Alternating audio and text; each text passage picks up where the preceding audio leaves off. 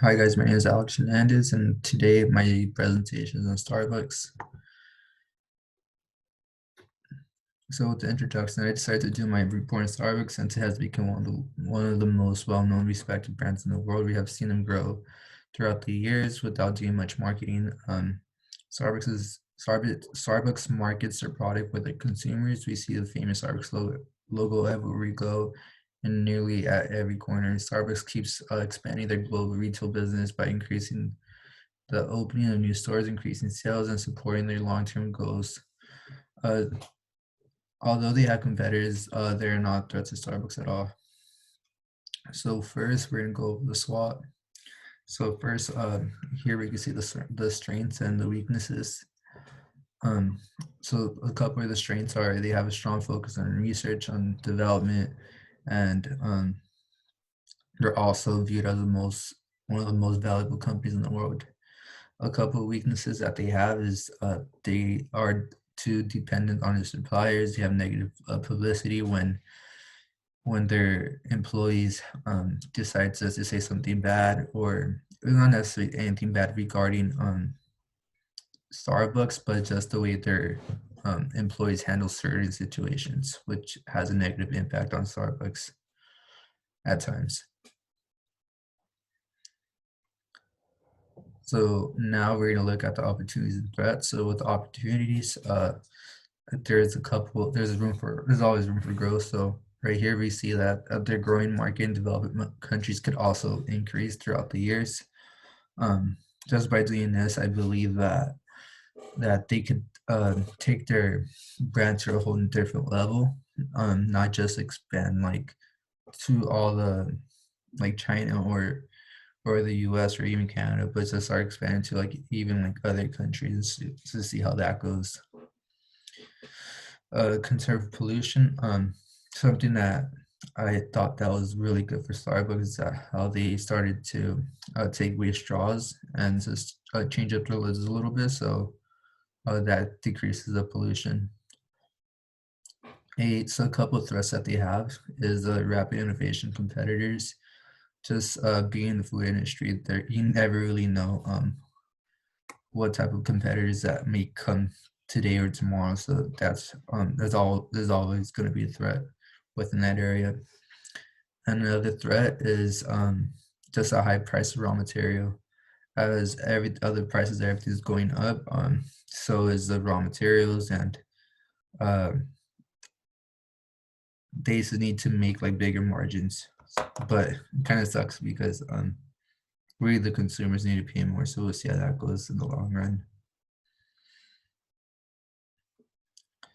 Now we're gonna go over the fight force analysis. So number one is competitive rivalry or competition. The second one is bargaining power of buyers and customers. The third one is bargaining power of supplies. The fourth is threat of substitutes or substitution. The fifth is threat of new entrance or new entry. So now we're gonna go over the CPM. So here I decided to compare Starbucks, Coffee Bean, and McDonald's because um, these are the top three biggest industries within the market. So the results are right here below. So the weighted score for Coffee Bean is a 3.2, and the weighted score for McDonald's is a 2.88. Um, I've put McDonald's because they are one of the biggest consumers for breakfast, and they have coffee for their breakfast and also iced coffees. And although they're not um, high quality, they do produce high quantity. Now we're gonna go with the external factor force, the EFE matrix. So first we're gonna start with opportunities and threats. Um, for this, I I graded everything. A couple from opportunities are entrance of new products, entering new markets, global expansion, growing product demand, a domestic expansion. For threats, I have competitive industry, rising market, low cost competitors, internal difficulties, and different products. The weighted score for that was a 3.0. the EFE results meaning. When evaluating their extent of force is we are analyzing the opportunities and threats of the company uh, in our EFE matrix. We weight the opportunities and threats that Starbucks encounters. Then we add the scores, which scored for 3.0. For this section, I decided to evaluate the following opportunities: entrance of new products, global expansion. I already named these.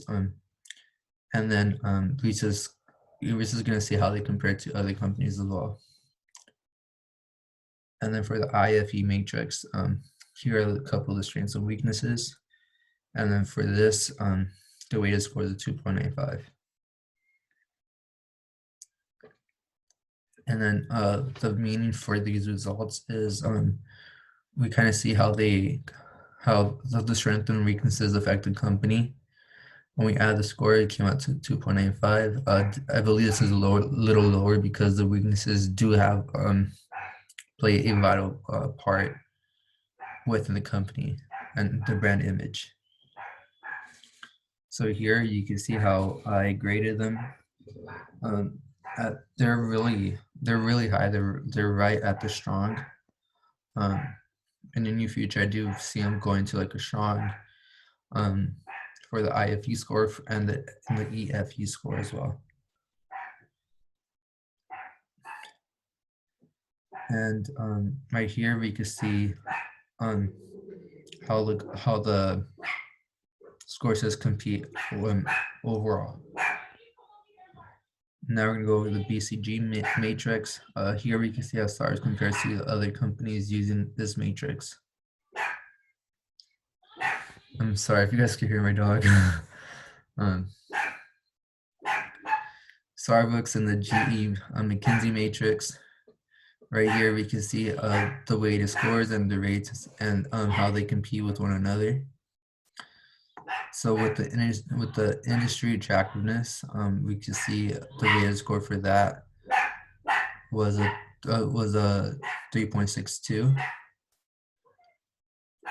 for the first part, and then the business unit strength, the total score for that was a 3.65. And for this one, the GE McKinsey matrix, the grades are a little higher, and then they're both at a strong and high for this matrix. And then now we're gonna go over the industry life cycle. So with this, I separated the two. So no, this is all together. I'm sorry about that.